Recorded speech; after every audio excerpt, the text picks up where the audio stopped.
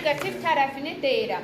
Deyirəm ki, mən introduction-a, essaya başlanğıcda müsbət bir fikir dedim. Dedim ki, səhvlərindən öyrənmək vacibdir həyatda. Dedim onu, bu mənim fikrimdir. Sonra onu dəstəkləyən bir neçə cümlə yazdım. Dəstəklədiyim fikrə qarşı opozit bir fikir də yazdım. Dedim, bəziləri düşünür ki, zərərlidir, stresə səbəb olur. İndi mən gələndə conclusion-a. Olmaya gedib orada səhv yazaram. Introduction-da giriş verəndə deyərəm səhvlərdən öyrənmək vacibdir. Conclusion-da qayıdıb deyərəm ki, əslində onun mənfi tərəfləri var, zərərləri də bunlardır.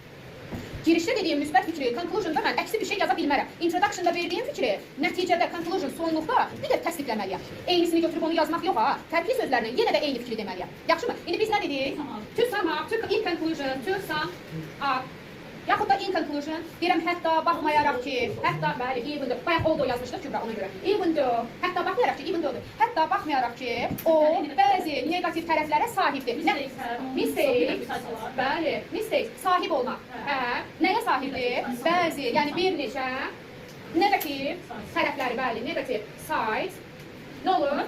Onlar, indi artıq bir də mistake istəməyəcək, təkrar yox, qələmdir. Tuda var götürün. Onlar nədir? Faydalıdır. Are, indi sizin yadınızdadır. Yuxarıda nə dedim? Helpful yazmışım. Beneficial yazmışım. Yox, yuxarıda yazmamışım mesela. Deyirəm beneficial. As, çünki, because. Neydir onlar? Faydalıdır. Çünki daha ağıllı və daha güclü insanlar yaradır. They, yaratmaq nədir? Create. Daha ağıllı. Aha, ağıllı nədir? Bir dənə də var idi. Wise da var idi. Wise. İkisini də yazacağım.